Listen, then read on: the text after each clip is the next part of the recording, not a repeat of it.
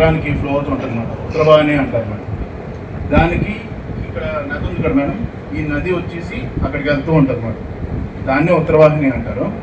ఈ dumping yard వల్ల, ఈ రిటైనింగ్ వాల్ లేపడం వల్ల మొత్తం చెత్తాన వాటర్ ఈ రెండు మిక్స్ అయిపోయి చాలా ఇబ్బంది పడుతున్నారు. కొన్ని లక్షల్లోని మన శివరాత్రి రోజు కొన్ని లక్షల్లో వస్తారు భక్తులు. ఇది ఈ రిటైనింగ్ వాల్ లేకపోవడం వల్ల చాలా ఇబ్బంది పడుతున్నారు. అదొకటి మీకు రెండు విషయాలు నేను చెప్తాను. ఈ రోజు చాలా సంతోషకరమైన రోజు. ఎందుకు నేను ఈ మాట అంటున్నానంటే, ఇప్పటి వరకు కూడా మున్సిపాలిటీ మనం 3rd గ్రేడ్ లో ఉన్నామంటే, మరి లాస్ట్ మార్చిలో మా పదవులు అయిపోయే టైంలో 1 నెల ముందు ఈ 1st గ్రేడ్ కి ప్రపోజల్ చేయడం జరిగింది.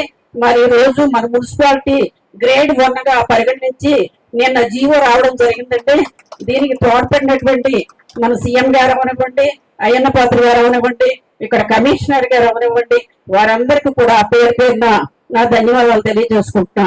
మరి ఈ రోజు ఈ ప్రాసెసింగ్ ఈ మిషన్ పెట్టడం జరిగింది. ఈ ప్లాంట్ గురించి ఒక 2 నిమిషాలు మాట్లాడాలి.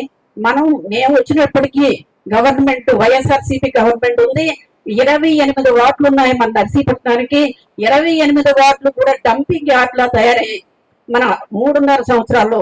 అటువంటి డంపింగ్ యార్డ్ లో తయారవుతే మన అదృష్టం బాగుండి కూటమి ప్రభుత్వం రావటం, వచ్చిన వెంటనే మన కమిషనర్ గారు సురేంద్ర గారు తీసుకురావడం కూడా జరిగింది. వెంటనే అయ్యన్న పాత్ర గారు మీటింగ్ పెట్టి ఈ 28 డంపింగ్ యార్డులు ఏం చేయాలని మన కలెక్టర్ గారితో పాటు ఆర్డీఓ గారితో కానీ మీటింగ్ పెట్టి మరి ఏంటి పొజిషన్ అని చెప్పడం జరిగింది. వెంటనే ఆ స్టార్టింగ్ లోనే జిందాల్ కంపెనీకి పంపించాలని చెప్పి ఫండింగ్ తెచ్చి మన అయ్యన్న పాత్ర గారి సహకారంతో, ఇక్కడ ఆఫీసుల సహకారంతో ఈ 28 వార్డు నుంచి చెత్త తీసుకొచ్చి డంపింగ్ యార్డ్ చేర్చడం జరిగింది. మరి కొన్ని కొండలా తయారైనట్టు కొన్ని టన్నులు చెత్తని ఈ రోజు మనం శుభ్రం చేసుకోవడం జరిగింది. మరి అదొకటే కాదండి, అదంతా ఇప్పుడే చెప్పారు కమిషనర్ గారు, 8 నెలలు పెట్టిందని చెప్పారు. వారు నర్సీపట్నం మున్సిపాలిటీ నుంచి 3-4 నెలల్లో ఈ డంపింగ్ యార్డ్కి తరలించడం జరిగింది ఈ చెత్త అంతా. మరి అటువంటి ప్రాసెస్ చేసి మళ్ళీ జిందాల్ కంపెనీకి పంపించడం జరిగింది. ఈ రోజు ఈ యొక్క మిషన్ రావడం మనం అదృష్టంగా భావిస్తున్నాము. ఈ స్వచ్ఛాంధ్ర నుంచి 3,05,00,000 రావడం మనం నిజంగా చెప్పి వారికి రుణపడి ఉండాలి. నర్సీపట్నం ఏ వీధిలోనే చెత్తకు పేరుపోయి ఇటువంటి పరిస్థితిలో ఉండేది. మరి అటువంటిది ఈ రోజు మనం డెవలప్ చేసుకుంటున్నాం.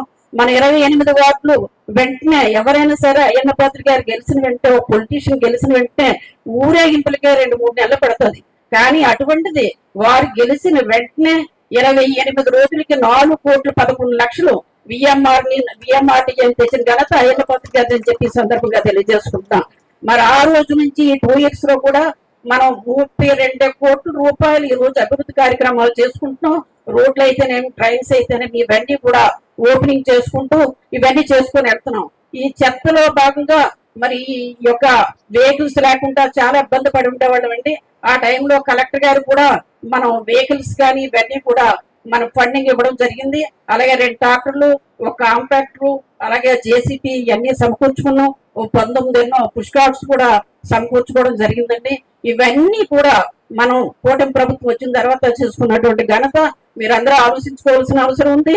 రేపు రాబోయే రోజుల్లో కూడా ఏ ఒక్క పనులున్నా సరే తప్పనిసరిగా అయ్యన్న పాత్ర గారు చొరవతో మనం అందరూ కంప్లీట్ చేసుకుంటామని చెప్పి, ఈ ఎప్పుడైతే గ్రేడ్ 1 మున్సిపాలిటీ అయిందో ఇంకా మన సెంట్రల్ గవర్నమెంట్ నుంచి ఫండ్ కానీ స్టేట్ గవర్నమెంట్ నుంచి కానీ ఎక్కువ అధిక శాతంలో తెచ్చుకొని మన మున్సిపాలిటీ డెవలప్ చేసుకుంటామని ఈ సందర్భంగా తెలియజేసుకుంటూ, ఈ అవకాశం ఇచ్చినటువంటి ప్రతి ఒక్కరికి కూడా ధన్యవాదాలు, నమస్కారాలు తెలియజేసుకుంటాను.